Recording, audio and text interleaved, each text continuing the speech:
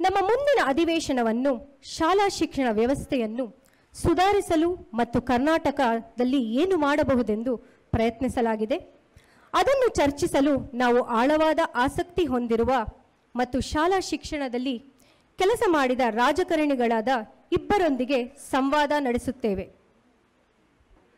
ದಯವಿಟ್ಟು ವೇದಿಕೆ ಮೇಲೆ ಬಂದು ನಿಮ್ಮ ಆಸನಗಳನ್ನು ತೆಗೆದುಕೊಳ್ಳಬೇಕಾಗಿ ವಿನಂತಿಸುತ್ತೇನೆ. ಈ ಚರ್ಚೆಯನ್ನು ಮಿತಗೊಳಿಸಲು ತಾನ್ಯಾ ಜಯರಾಜ್ ಅವರನ್ನು ಸ್ವಾಗತಿಸುತ್ತೇನೆ. ತಾನ್ಯಾ ಜಯರಾಜ್ ಅವರೇ, ದಯವಿಟ್ಟು ವೇದಿಕೆ ಮೇಲೆ ಬರಲು ವಿನಂತಿ. ತಾನ್ಯಾ ಜಯರಾಜ್ ಅವರು ವಕೀಲರಾಗಿದ್ದು ಕಳೆದ 15 ವರ್ಷಗಳಿಂದ ಅಭಿವೃದ್ಧಿ ಉದ್ಯಮದಲ್ಲಿ ಸಾಮಾಜಿಕ ಉದ್ಯಮಶೀಲತೆ, ಪ್ರಭಾವಿ ಹೂಡಿಕೆ, ಆರೋಗ್ಯ ಮತ್ತು ಜೀವನೋಪಾಯದಂತಹ ವಿವಿಧ ಕ್ಷೇತ್ರಗಳಲ್ಲಿ ಕೆಲಸ ಮಾಡಿದ್ದಾರೆ. ಅವರು ಪ್ರಸ್ತುತ ಕೈವಲ್ಯ ಶಿಕ್ಷಣ ಪ್ರತಿಷ್ಠಾನದಲ್ಲಿ ಕೆಲಸ ಮಾಡುತ್ತಿದ್ದಾರೆ. ವೆಲ್ಕಮ್ ತಾನ್ಯಾ. ಈಗ ಶ್ರೀ ಪೃಥ್ವಿ ರೆಡ್ಡಿರವರನ್ನು ವೇದಿಕೆ ಮೇಲೆ ಸ್ವಾಗತಿಸಲು ಬಯಸುತ್ತೇನೆ. ಅವರು ಕರ್ನಾಟಕ ಆಮ್ ಆದ್ಮಿ ಪಕ್ಷದ ರಾಜ್ಯ ಸಂಚಾಲಕರು, ಪಕ್ಷದ ರಾಷ್ಟ್ರೀಯ ಕಾರ್ಯನಿರ್ವಾಹಕ ಸದಸ್ಯರು ಮತ್ತು ಪಕ್ಷದ ರಾಷ್ಟ್ರೀಯ ವಕ್ತಾರರಾಗಿದ್ದಾರೆ. ಶ್ರೀ ಪೃಥ್ವಿ ರೆಡ್ಡಿರವರು ಶಿಕ್ಷಣ ಮತ್ತು ಉದ್ಯಮಿಯಿಂದ ಮೆಕ್ಯಾನಿಕಲ್ ಇಂಜಿನಿಯರ್. ತಮ್ಮ ಜೀವನದ ಆರಂಭಿಕ ಹಂತದಲ್ಲಿ ಪೃಥ್ವಿರವರು ಕರ್ನಾಟಕದ ಭ್ರಷ್ಟಾಚಾರದ ವಿರುದ್ಧ ನಾಗರಿಕರ ಚಳುವಳಿಯ ಸ್ಥಾಪಕರಲ್ಲಿ ಒಬ್ಬರಾಗಿದ್ದರು. ನಂತರ ಕರ್ನಾಟಕದ ಅಧ್ಯಾಯವಾದ ಇಂಡಿಯಾ ಅಗೇನ್ಸ್ಟ್ ಕರಪ್ಷನ್ ಆಗಿ ವಿಕಸನಗೊಂಡಿತು.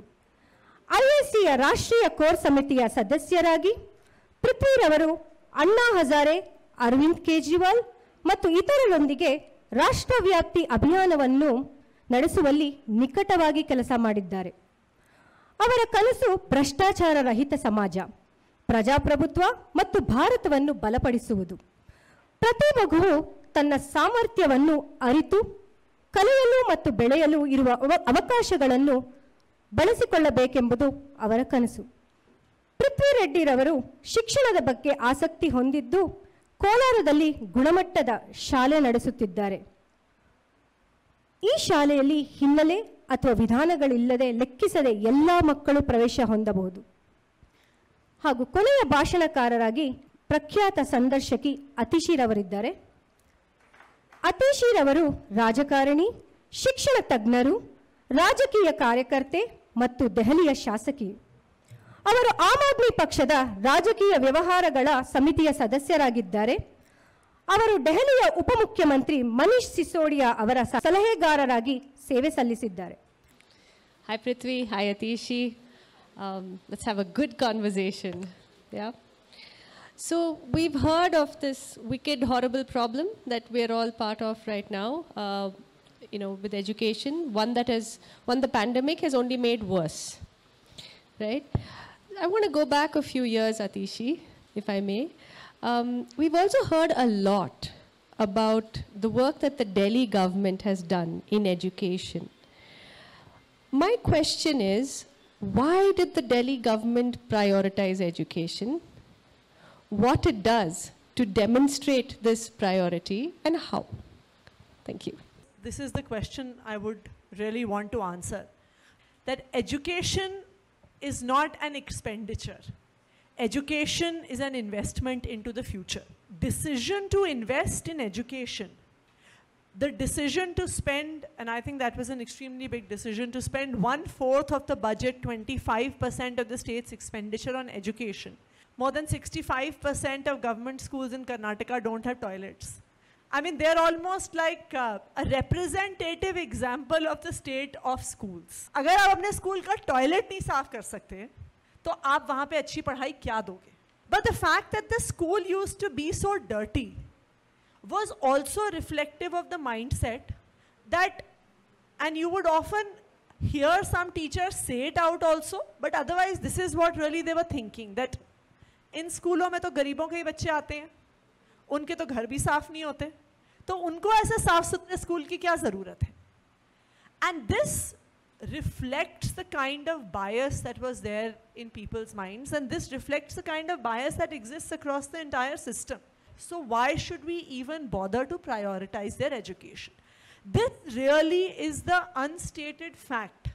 And I think it is this lack of dignity across the entire schooling system, whether it is the lack of dignity for students who did not have drinking water, who did not have tables to sit on, who did not have clean toilets to go to, or even the lack of dignity for teachers.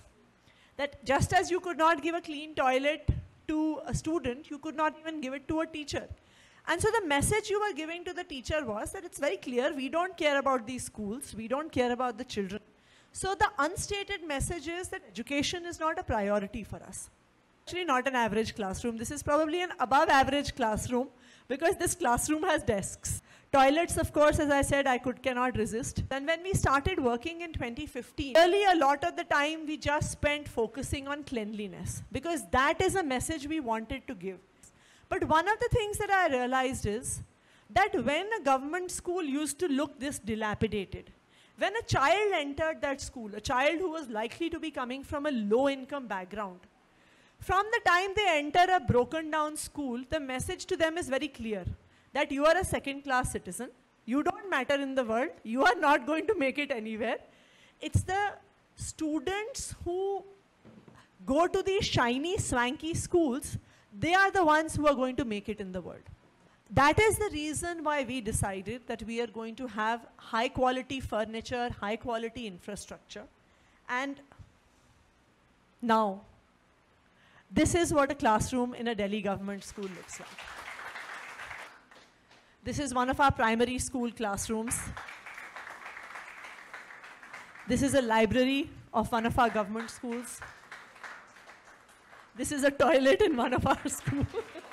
Reason I feel this was important, and you can see this transformation in the children, is that the same children who 6 years ago, 7 years ago, and especially amongst the girls, you could see the fact that when you used to enter a school, talking to bahut dur ki baat hai, they would not even make eye contact with you. You could just see in their body language, their shoulders would be stooped, they would be looking at the floor because they lacked confidence. Is finding champions within the system. You know, I have always said and always felt that all government schools have excellent teachers. In fact, often government school teachers are better qualified than private school teachers. They are selected by a more rigorous selection process. You have what is like a normal distribution curve. So you have 20% teachers and principals who are absolutely outstanding, right? Whether you have a good government, bad government, anyone is interested or not interested, you have these 20% teachers, and we have all seen them across institutions, who are doing their job and trying their best to make a difference to their students. So that is the top 20%. Then you have the bottom 20%. जिनको आप कुछ भी कर लो, आप उनसे कुछ नहीं करवा सकते हो, right? They are not interested, they don't turn up on time. But the culture of the institution is decided by the middle 60%. These middle 60% go whichever way the wind is blowing. When there were governments that did not care about how education runs, you had this middle 60% that was tending towards the bottom 20%. The minute the government started working on improving schools, gradually this middle 60% started going towards the top 20%. And that is how the culture of the institutions began to change. This is a picture of our principals being trained at IIM Ahmedabad. We sent all government school principals to IIM Ahmedabad for their training. We had a debriefing session with them. So we asked them, kya acha laga? What did you like about the training? Remember, he said, madam दो चीज़ें अच्छी लगी. एक ये मैंने देखा, वो कहते हैं कि एक चीज़ अच्छी लगी, जो सारे टीचर हमें पढ़ाने आते थे वो टाइम से क्लास में आते थे. Number 2, he said that madam जो भी प्रोफेसर पढ़ाने आए, उनके डायरेक्टर साहब भी हमें पढ़ाने आए, वो अपनी क्लास के लिए बहुत तैयारी करके आते थे. तो हमें लगा हम भी जब क्लास में जाते हैं हमें बहुत तैयारी करके जाने की ज़रूरत है.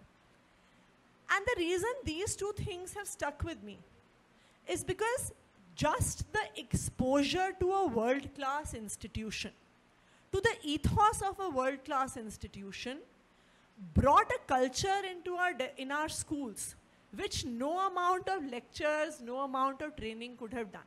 But for the first time, they began to feel that it was their school. Earlier, when we used to talk to principals, to teachers, to parents, they used to refer to the school as Sarkari school, the government school. Now, if you hear the parents or teachers or SMC members or principals, they refer to the school as Hamara school, that it is their school. It's a change that has happened. I think it's a long journey that we are still on.